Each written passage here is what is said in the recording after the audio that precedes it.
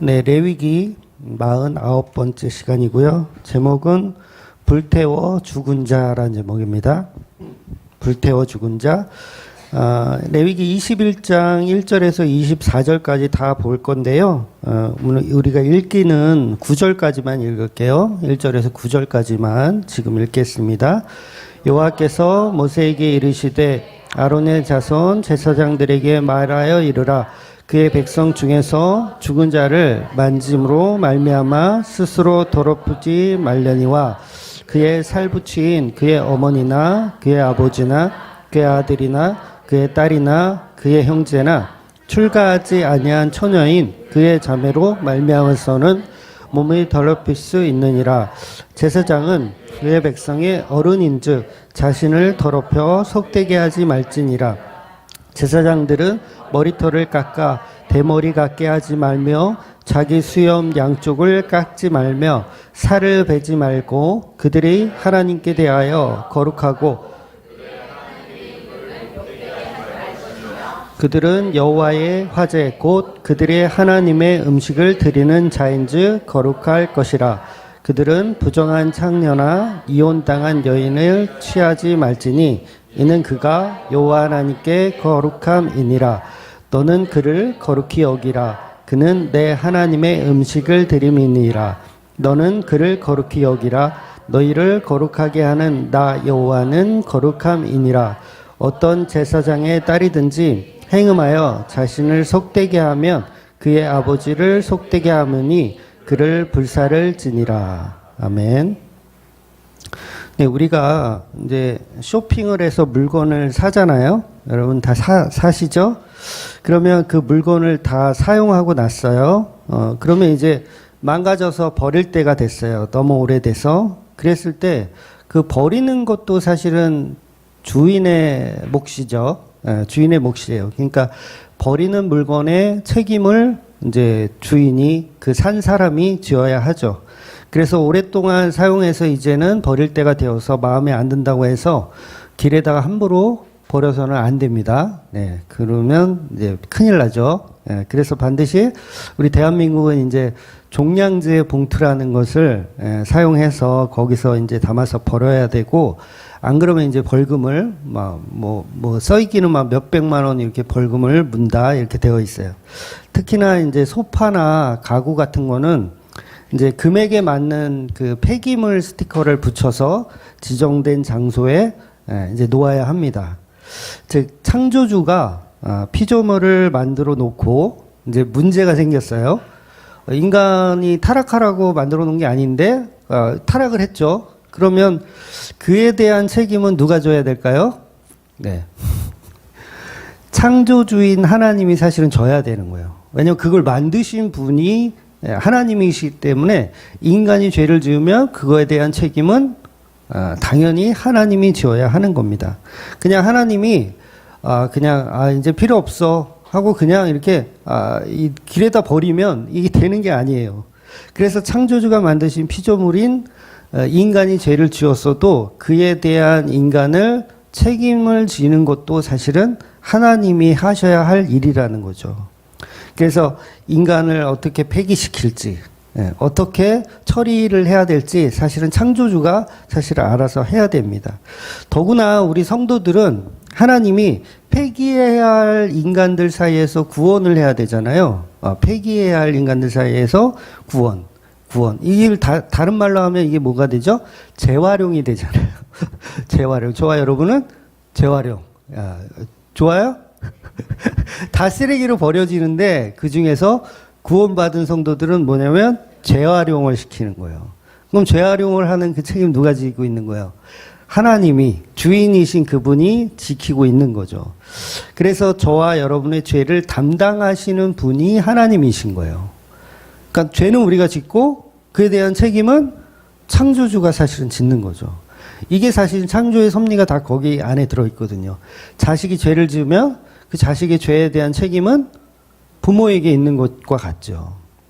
그래서 그 책임을 하나님이 감당하시는데 하나님이 인간의 모습을 입고 이 땅에 오셔서 똑같은 인간이 되셔서 그 죄에 대한 책임을 예수님께서 감당하시는 거. 이게 바로 십자가의 죽으심이고 그 죽으심으로 인해서 우리가 재활용이 가능할 수 있는 존재가 되어버리는 겁니다. 그래서 십자가가 하나님에게는 피조물을 청소하는 일이에요. 십자가가 피조물을 청소해. 그래서 이렇게 청소한다는 게 뭐예요? 버릴 거는 버리고 쓸 거는 쓸고 이렇게 청소하는 거잖아요. 그 십자가로 이 인간 세상을 사실은 심판하는 것이고 그 심판이 곧 청소하는 거예요. 이렇게 분리수거 딱 해서 쓸만한 애들은 하나님이 이렇게 다시 모아다가 다시 재활용을 하는 거죠. 그래서 사실은 우리가 종말 이런 말 많이 하잖아요. 기독교 안에서도 종말. 근데 진짜 종말은 첫 번째 종말은 뭐냐면 이미 십자가에서 종말이 이루어진 거예요. 그래서 그 종말 때에 청소가 이루어진 거죠. 버릴 건 버리고 재활용할 건 재활용하는 일이 십자가에서 일어난 것이고 십자가로 종말이 일어난 거죠. 그래서 피조물이 지옥 가는 이유도 십자가로 심판을 받았기 때문에 지옥 가는 거예요. 예, 거기서 딱 얘는 폐기 처리 딱 결정이 된 거예요. 십자가에서. 그리고 재활용할 사람은 십자가에서 얘는 재활용하고 이렇게 청소가 이루어진 거죠. 그래서 불신자들도 그 십자가를 믿지 않기 때문에 지옥 가는 거거든요. 불신자가 왜 지옥 가냐면 예수 그리스도라는 십자가를 믿지 않기 때문에 지옥을 가는 거예요. 그러니까 재활용이 안 되는 거죠. 십자가가 없으면 재활용이 안 되는 거. 그래서 십자가가 사실은 모든 인류의 청소의 날이고 모든 인류가 내가 쓰레기로 버려질 건지 아니면 재활용으로 갈 건지 결정 지어지는 게 바로 십자가라는 겁니다. 그래서 예수께서 우리가 이제 재활용 받아야 되면 그 재활용도 그렇잖아요. 좀 씻어서 버려야 되죠. 씻어서 놓으면 다시 그거를 이제 수거해 가서 다시 사용하는 거잖아요. 그래서 청소가 필요해요. 깨끗이 닦아야 돼요. 근데 그걸 이제 성경에서는 십자가로 그 모든 죄를 도말했다. 이렇게 표현하는 거예요. 그래서 윤리도덕적으로 잘 살아야 죄가 도말되는 게 아니라 예수님의 보혈의 피로 저와 여러분이 죄가 깨끗함을 받는 거예요. 그래서 깨끗해졌을 때 재활용이 가능해지는 거죠. 그러니까 여전히 죄가 있는 상태에선 재활용이 안 돼요. 그래서 죄를 가지고 우리가 천국에 가는 게 아니라 예수님의 보혈의 은혜로 죄를 완전히 덮여져서 천국에 가는 개념입니다. 그래서 인간은 누구나 지옥을 살고 있었기 때문에 그 십자가라는 그 형벌 때문에 사실 우리가 탕탕탕 이렇게 결과가 나오는 거예요. 그날이 재판 날이었던 거예요. 저와 여러분의 재판 날. 그래서 죽일 사람은 죽이고 살릴 사람은 살리는 날이 바로 십자가로 이루어진 일입니다. 그래서 마귀들은 언제 머리가 부셔져요? 십자가에서 머리가 부셔져요. 그러니까 저와 여러분이 다 마귀였잖아요. 그러니까 그 마귀가 십자가에서 머리가 부셔졌으니까 종말이 언제예요? 십자가가 곧 종말인 거예요. 그날은 분리수거의 날. 네, 분리수거의 날이에요. 그래서 분리수거 될 수 있도록 은혜를 주신 날이기도 하죠. 그래서 십자가가 저와 여러분의 이 폐기되어 마땅히 버려야 하는 날인데 그날 예수님이 아니야 얘는 더 쓸 거야. 얘는 재활용할 거야. 이렇게 해서 분리해 놓은 날. 그게 바로 십자가로 이루신 날이죠. 그래서 우리가 재활용 그러니까 기분 안 좋지 않으세요? 근데 그걸 제가 재창조라는 표현을 계속 쓰거든요. 같은 의미예요. 재창조. 창조했다가 다시 창조하는 거. 충분히 썼다가 이제 버릴 때가 됐는데 안 버리고 다시 재활용하는 거. 그래서 저와 여러분이 죄를 지으면 지을수록 우리가 재활용 용품인데 더러우면 더러울수록 그에 대한 책임 누가 져야 돼요? 예수님이 져야 되는 거예요. 왜냐하면 그만큼 더러운 걸 깨끗이 씻어야 하는 일이 있으니까 십자가에서 그만큼 우리가 예수를 십자가에 못 박은 셈이 되는 거죠. 그래서 길거리에 막 쓰레기 버리면 누군가는 그걸 치워야 하잖아요. 여러분 그 청소 공무원들이 그 길에서 다 그 청소하는 거 아세요? 우리는 함부로 버리지만 누군가는 그거를 다 치웁니다. 그래서 우리가 죄를 지었을 때 그게 끝나는 게 아니에요. 그 죄를 다 예수님이 십자가에서 다 해결을 하셔야 돼요. 그러니까 어차피 죄는 십자가로 도말됐으니까 우리는 마음대로 죄를 짓자. 요런 사고를 가지면 돼요, 안 돼요? 안 되는 거예요. 그러면 예수님이 힘들게 하는 거예요. 근데 그거 이제 은혜가 깊은 곳에, 죄가 깊은 곳에 은혜가 깊다. 이런 표현 때문에 죄를 그럼 더 짓자, 우리. 그래서 교회들이 모여서 우리 죄를 어떻게 하면, 너 무슨 죄 질래? 죄를 지을수록 은혜가 깊어. 그러니까 너는 무슨 죄죠? 넌 무슨 죄죠? 막 이런 교회는 없겠지만 그런 식으로 하다 보면 그게 영지주의라는 사고에 빠지는 거예요. 절대 그렇지가 않습니다. 그래서 영지주의는 사랑이 없는 율법을 갖고 있는 사람들이에요. 복음이라는 율법을 사랑 없이 갖고 있는 사람들. 그래서 어떻게 보면 예수님을 그냥 이용해 먹는 사람이죠. 지식적으로만 이용해 먹는 사람들. 그런데 진짜 성도들은 사랑하기 때문에 죄를 짓지 않는 거예요. 예수님이 싫어하시고 예수님이 십자가에 그만큼 해결을 하셔야 되기 때문에 나는 죄가 싫고 더 이상은 이 돼지, 미친 돼지로 살고 싶지 않고 나는 예수님 따르겠다. 이렇게 변화되는 것이죠. 그래서 예수님은 사랑하는데, 거짓말로 예수님은 사랑하는데 어떻게 우리가 절에 가서 비나이다 할 수 있어요? 여러분, 절에 가서 비나이다 할 수 있을까요? 정말 예수님 사랑하는 사람이라면 못하죠. 그러니까 교회에 앉아서도 오전에 설명대로 생명을 위해서 기도하는 게 아니라 생존을 위해서 기도하는 게 이게 가능할까요? 예수님을 사랑한다면 그렇게 할 수가 없는 거죠. 그러니까 예수라는 그분을 나의 남편으로 사랑하면 이제 이 땅의 것을 구하는 게 아니라 생존을 위한 것들을 구하는 게 아니라 이 생명을 다시 재활용해 주신, 생명을 다시 재창조해 주신 그분의 은혜로 살게 되는 거죠. 그래서 오늘 본문을 보면 제사장들의 이 거룩성에 관한 이야기를 해요. 제사장들의 거룩성.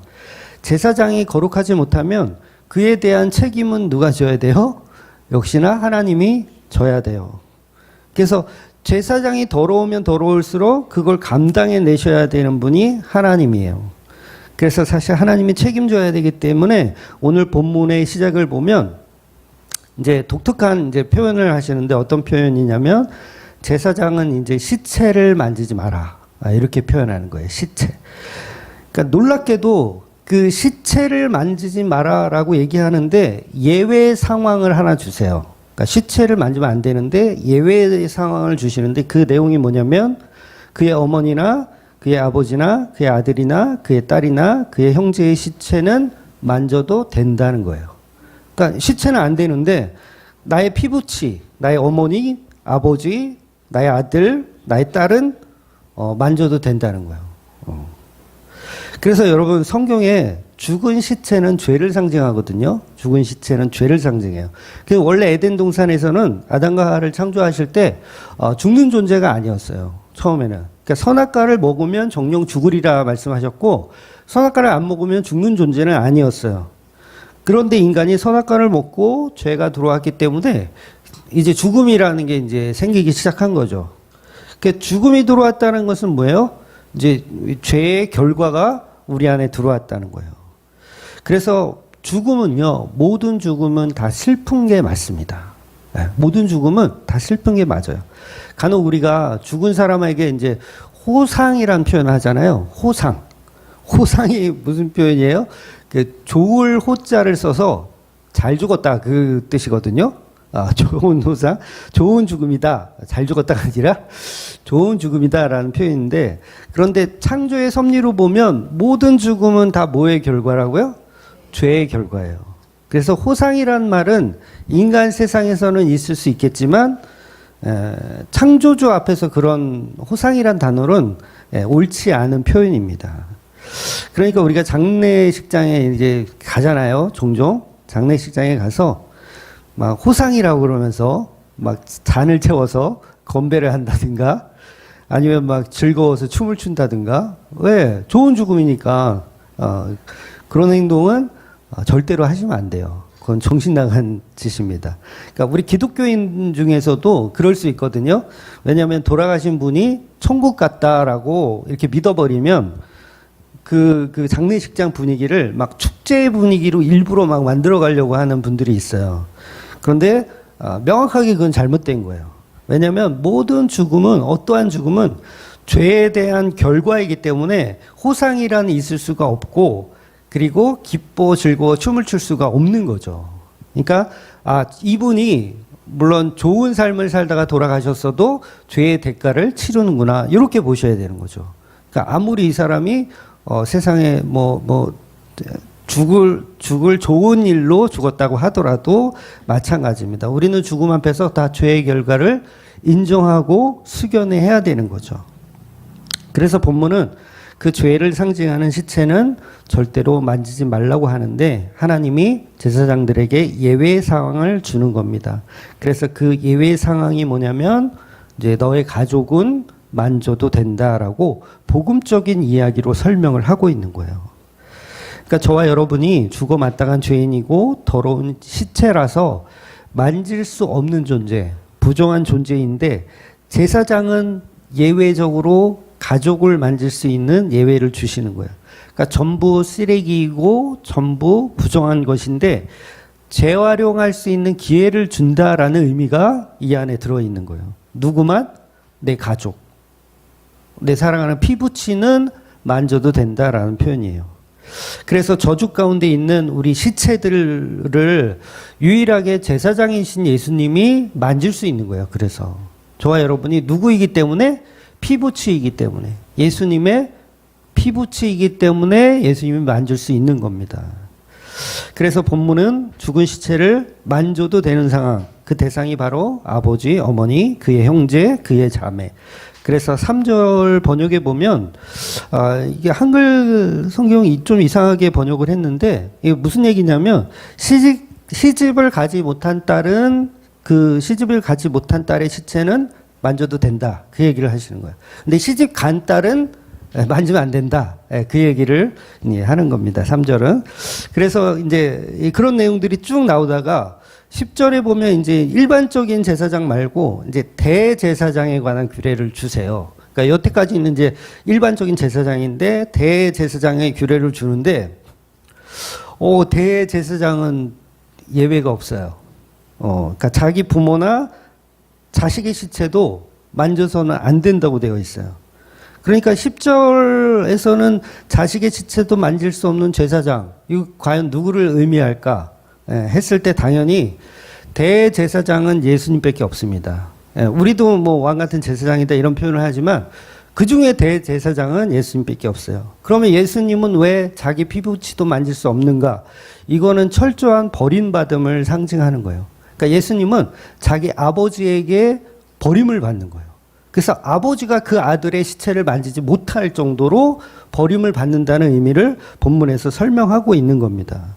그래서 이는 하나님의 피부침에도 불구하고 하나님은 자기 아들을 만질 수 없는 완전한 저주 가운데 내려가 있는 상황을 제사장의 율법으로 주고 있는 거예요.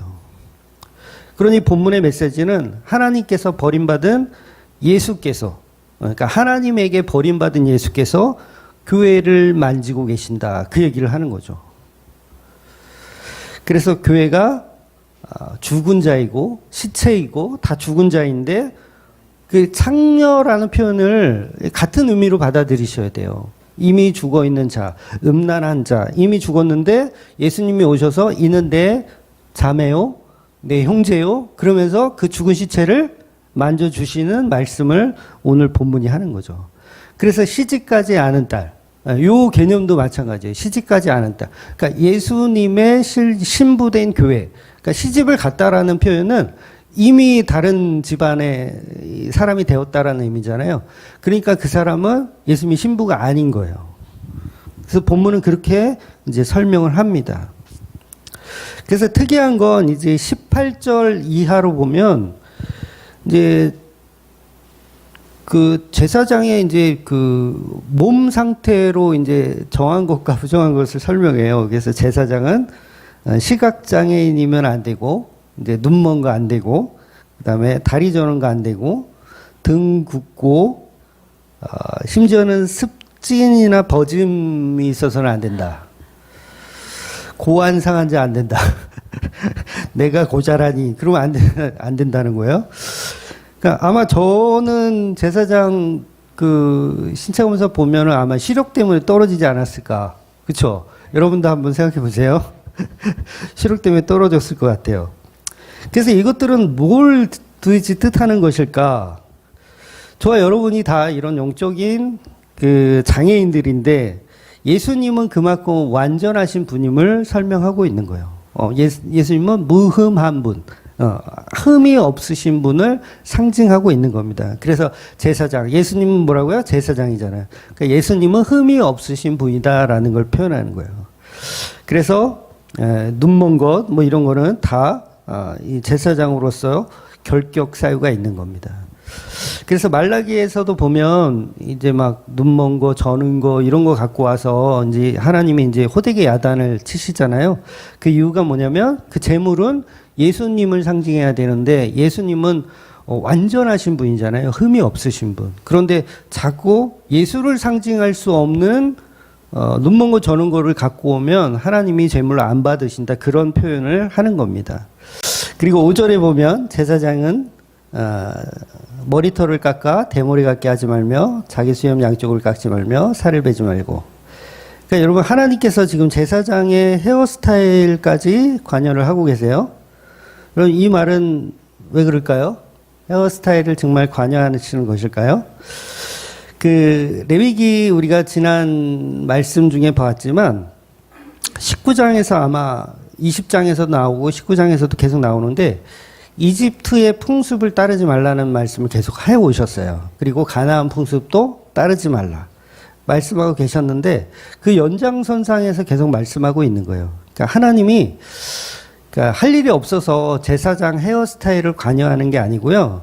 이건 그런 의미가 아니고 옛날 그 애굽에서는요, 이집트에서 이제 사람이 죽으면 제사장들은 이제 예를 들어서 가까운 친척이 죽었다. 그러면 애통하는 마음으로 머리를 삭발하는 풍습을 갖고 있었어요. 그러니까 요게 하나의 어떤 그 죽은 자를 이렇게 애도하면서 이제 머리를 삭발하는 문화가 이집트에 갖고 있었습니다. 그래서 하나님은 본문에서 이제 대머리 같이 하지 말라는 이유가 그런 의미에서 하는 거예요. 그냥 그런 풍습을 따르지 말라는 의미. 그래서 그 근거를 보면 이제 19장 28절에 나오거든요.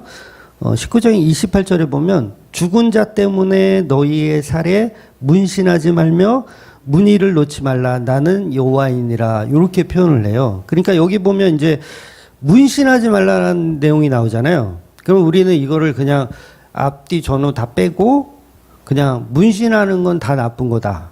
그러니까 막 조폭 형들처럼 이렇게 몸에 문신하고 그다음에 그 우리 미용하기 위해서 이게 눈썹 문신 막 이런 거 하잖아요. 근데 그런 것까지도 하면 안 된다. 여기 성경 봐라. 문신하지 말라고 되어 있지 않느냐. 이러면서 이제 그걸 못하게 하시는 분들이 꽤 많이 계신데 이 본문은 그런 말씀이 전혀 아니죠. 그러니까 28절 지금 읽은 말씀에 보면 죽은 자 때문에라는 전제 조건이 있어요. 죽은 자 때문에. 이 말은 뭐가 되냐면 그 당시 애굽의 풍습은 누군가 죽으면 그 사람을 애도하는 마음으로 몸에 문신을 그렸어요.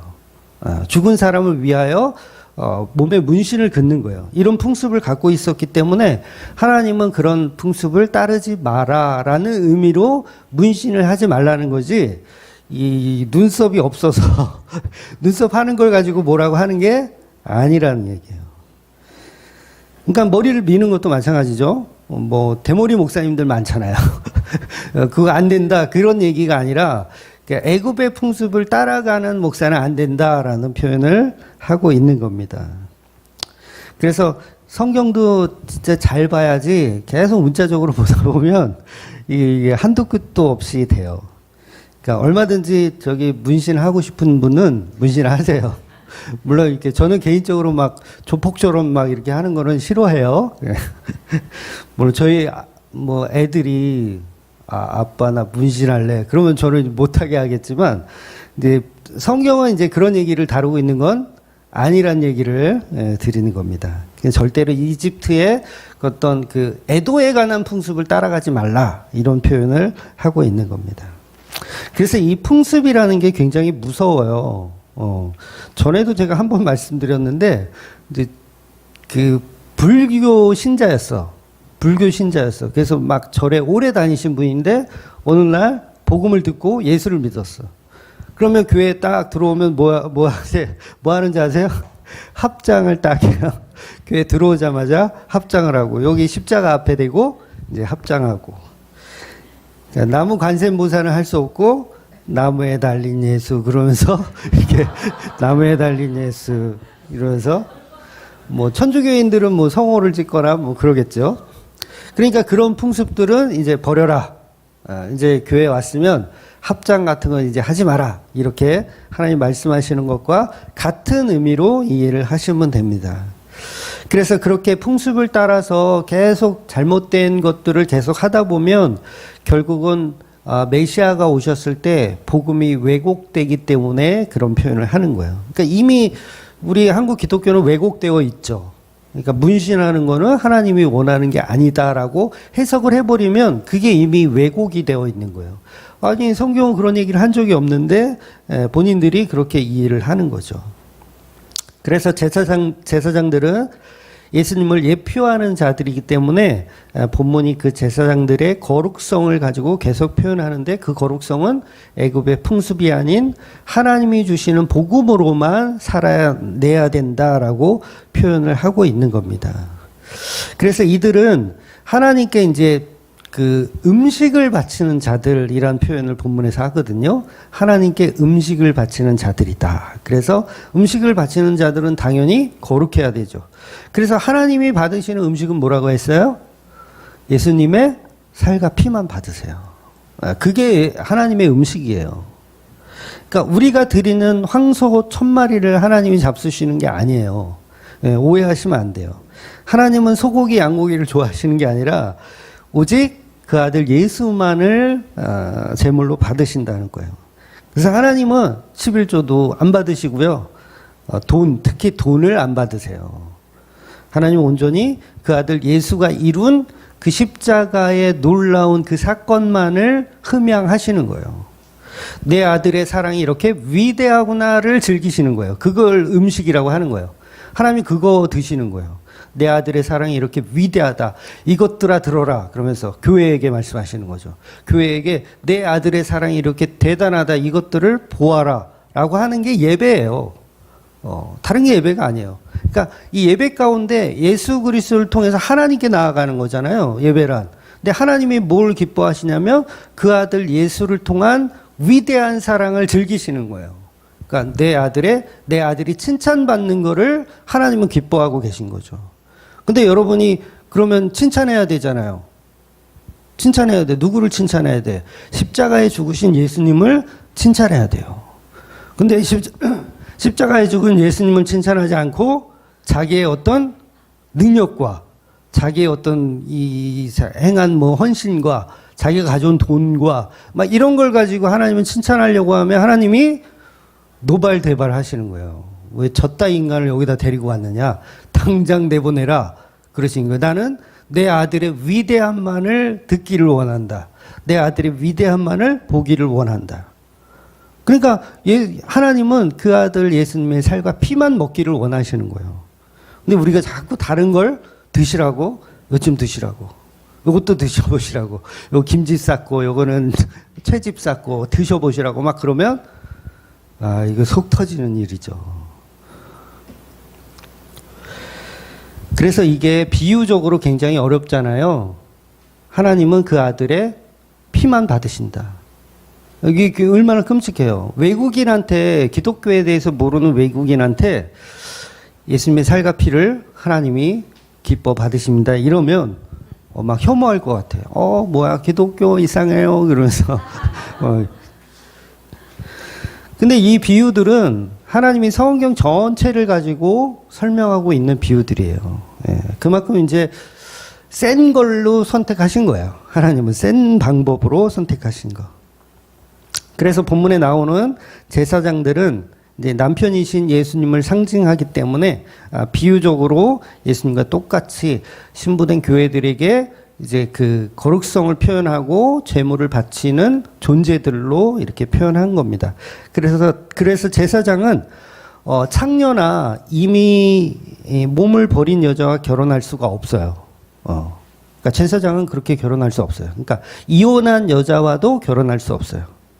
그러니까 여러분 이런 말씀들을요, 적용하면 안 되거든요. 바로 그냥 문자적으로 적용하면 안 돼요. 목사는 창녀와 결혼하면 안 됩니까?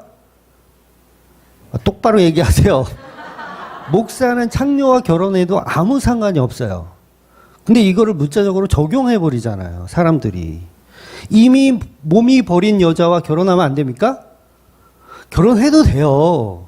그런 성경 해석을 하면 안 돼요. 이거는 예수 그리스도와 신부된 교회에 관한 이야기를 하는 거지, 예수님이 얼마나 자기 신부를 사랑하는가를 표현하는 거지, 목사들은 그렇게 하면 안 되고, 뭐 교회 다니는 사람은 그러면 안 되고, 그런 얘기를 하는 게 아닙니다. 그러니까 제사장은 창녀와 결혼할 수 없다. 이 표현은 뭐냐면, 예수님은 자기 신부된 교회가 아니면 결혼하지 않는다라는 표현을 하고 있는 거예요. 예수님은 자기 신부 아니면 사랑하지 않습니다. 관심도 없으세요. 그래서 9절에 보면 이제 또 반전이 또 나오는데, 9절을 보면 제사장의 딸이 창녀짓을 하여 제 몸을 더럽히면 제 아버지를 더럽히는 것이나 마찬가지므로 그 여자는 불태워 죽여야 한다. 여러분, 이 표현이 제사장이 딸이 창녀짓을 하면 그 딸을 잡아다가 불태워 죽이라는 끔찍한 말씀을 하시는 거예요. 아니, 하나님이 우리가 이전에도 봤지만 몰렉에게 자식을 이 번제로 드리면 다 잡아 죽이라 그랬죠. 그래 놓고 본인이 지금, 그러니까 죄송하네. 그러니까 하나님 스스로가 창녀짓을 하면 여자를 불태워서 죽이래요. 이거 너무 심한 말씀 같고 앞뒤가 안 맞지 않아요? 몰렉한테는 못하게 하고 본인은 한다고 하면. 그래서 이 성경 전체로 보면 본문의 해석을 어떻게 해야 되냐면, 불태워 죽은 여자는 바로 교회를 상징해야 돼요. 어떤 교회냐? 예수님과 연합한 교회로 상징해야 돼요. 왜냐하면 우리가 다 사실 제사장의 딸이거든요. 교회이기 때문에 제사장의 딸이에요. 근데 우리가 창녀짓을 했기 때문에 우리가 어떻게 돼요? 불태워 죽어야 돼요. 우리가, 교회가 불태워 죽어야 돼요. 근데 그 자리를 예수님이 먼저 죽으시는 거예요. 그게 십자가고, 그러면 예수님 죽었으니까 끝났나? 그게 아니죠. 우리도 같이 예수님과 함께 불태워 죽은 자가 되어야 되는 거예요. 그래서 우리 안에 수많은 창녀 기질이 들어있어요. 영적인 창녀죠. 영적인 창녀 기질. 그러니까 우리 속에 2,000마리가 들어있어요. 군대 귀신. 2,000마리가 우리 안에 들어있어.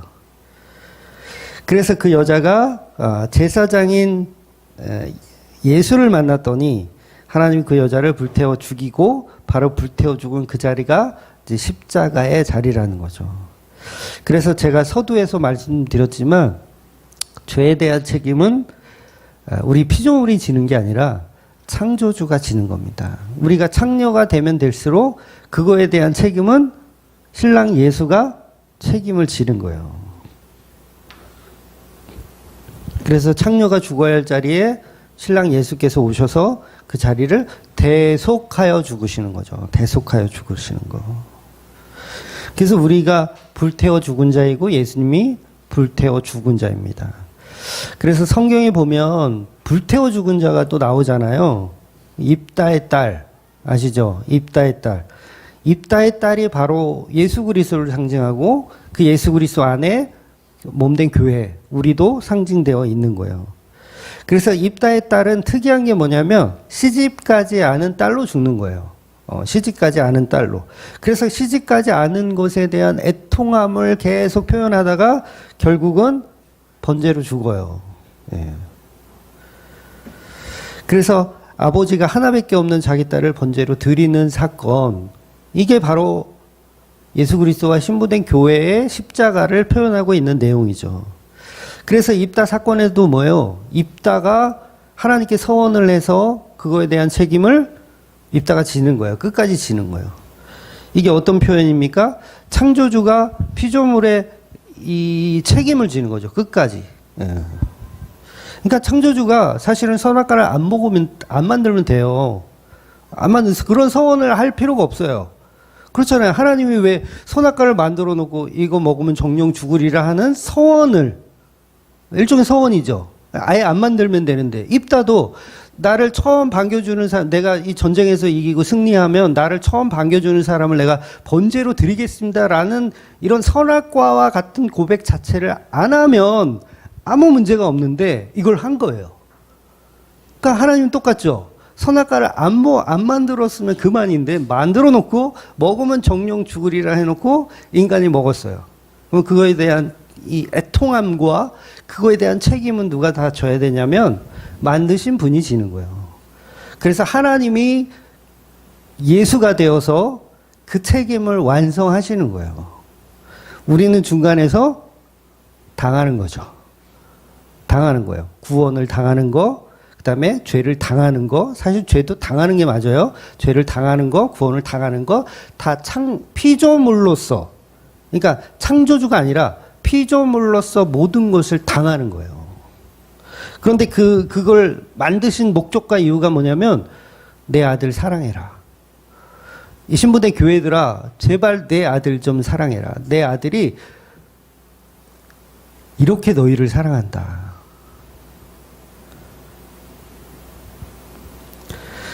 그래서 내 안에 그리스도가 나를 사랑하심으로 존재하는 거, 이게 바로 불태워짐이에요. 예수께서 우리 안에 들어오신다는 이 자체가 창녀와 같은 우리에게 들어오시잖아요. 왜? 우리 안에 거하려고. 창녀한테 왜 거해요? 거하려고 들어오시는 거예요. 왜 들어오셔요? 들어오면 어떻게 돼? 제사장의 딸은 불태워 죽여야 되는 것처럼 창녀와 함께 있으면 불태워 죽어야 되는데 하나님이 들어오시는 거예요. 그러니까 제가 설명할 때 하나님 표현, 예수님 표현 이렇게 자꾸 바꿔서 하는데 두 분은 같은 분이라고 이해를 하셔야 돼요. 하나님 들어오셨다는 건 예수가 들어왔다는 거고, 예수가 들어왔다는 건 하나님이 들어왔다는 거예요. 그래서 그분이 오셔서 십자가에 죽으셨을 때 그것이 번제요, 소제요, 화목제요, 속죄제, 속건제로 죽으시는 거예요. 그래서 불태워 죽은 자가 바로 예수 그리스도고, 그 예수 그리스도께서 음식이 되셔서 그 음식을 하나님께 바쳐졌을 때 저와 여러분이 살아나는 거예요. 그러니까 하나님이 그 음식을 기뻐 받으시는 거죠. 그러면 이제 음식을 드시고 기뻤으니까 이제 하나님이 상을 내려야 되잖아요. 그 상이 뭐예요? 그 예수와 결혼해라. 이게 상이에요. 좀 특이하죠? 그 예수라는 요리를 누가 했어요? 인간이 했어요. 칼을 가지고 예수를 요리한 거야. 팔다리 다 잘라가지고 요리를 내서 하나님께 바쳤어. 그랬더니 하나님이 그 아들 예수가 위대한 사랑으로 이 칼집이 다 나신 거잖아요. 위대한 사랑으로. 칼집이 나서 제물로 이렇게 바쳐졌더니 하나님이 그걸 드시고 이제 야, 내 아들이 이렇게 저 피조물들을 사랑해서 이 난도질을 당해 음식이 되었네.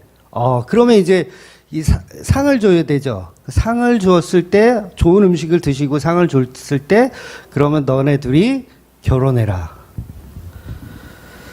그래서 우리가 예수를 십자가에 못 박여 죽인 죄인이고 우리가 창녀인데 우리가 누구랑 결혼하는 거예요?